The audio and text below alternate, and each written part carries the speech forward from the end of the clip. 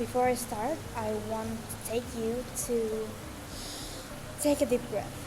Now, ask yourself, is the air that you just inhaled actually clean? Do you smell pollution? Right now, we're facing a pollution that is a real issue and a serious issue to our life. Now, I want to take you to the real example. Air pollution in Delhi, India. Delhi is frequently ranked as one of the most polluted cities in the world, especially in terms of PM 2.5 concentration. PM 2.5 are microscopic particles small enough to enter the lungs. Secara ilmiah, kondisi ini menunjukkan bahwa kualitas udara di Delhi sangat melewati batas aman bagi kesehatan manusia. Polusi udara di Delhi tidak terjadi karena satu faktor aja loh, melainkan hasil dari berbagai aktivitas manusia yang saling berkaitan. Penyebab utamanya adalah emisi kendaraan bermotor.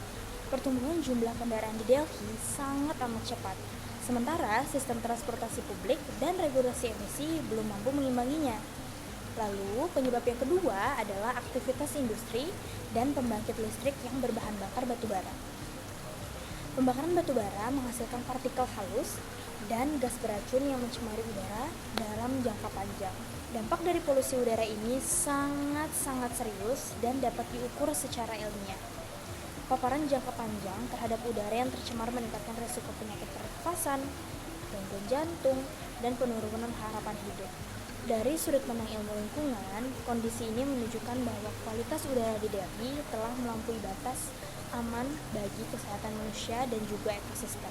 Dalam kasus Delhi, pertumbuhan kota terjadi cepat, sangat-sangat cepat dibandingkan kemampuan pemerintah dalam mengendalikan dampak lingkungannya. Lalu, kesimpulannya adalah polusi udara di Delhi bukanlah bencana alam. Kondisi ini merupakan hasil dari keputusan manusia, kebijakan publik, dan juga pola konsumsi yang tidak berkelanjutan. Kasus ini, Delhi menunjukkan bahwa polusi bukanlah harga wajib dari pembangunan, melainkan akibat dari pembangunan yang tidak terkontrol terhadap rakyat. Hal pentingnya adalah setelah memahami penyebab dan dampak polusi udara di Delhi, pertanyaan terpenting adalah apa solusi yang realistis dan berbasis ilmiah untuk masalah ini? Solusi pertama adalah memperkuat kebijakan lingkungan dan juga penegakan hukum. Standar emisi kendaraan dan industri harus diperketat, bukan hanya di atas kertas, tetapi juga dalam implementasinya. Tanpa pengawasan dan sanksi yang tegas, regulasi lingkungan tidak akan efektif. Yang kedua, sektor transportasi menyumbang polusi udara yang sangat-sangat besar di Delhi. Solusinya adalah pengembangan transportasi publik yang efisien, terjangkau, dan ramah lingkungan, serta pembatasan penggunaan kendaraan pribadi. Peralihan kendaraan listrik juga perlu didukung oleh infrastruktur yang memadai. Selanjutnya, ketergantungan pada batu bara harus dikurangi secara bertahap. Pemerintah perlu mendorong energi terbaru seperti tenaga surya angin, lalu terutama untuk pembangkit listrik dan industri. Transisi ini sangat-sangat penting untuk menurunkan emisi polutan jangka panjang. Solusi selanjutnya adalah pembakaran sisa tanaman merupakan salah satu penyumbang polusi musiman.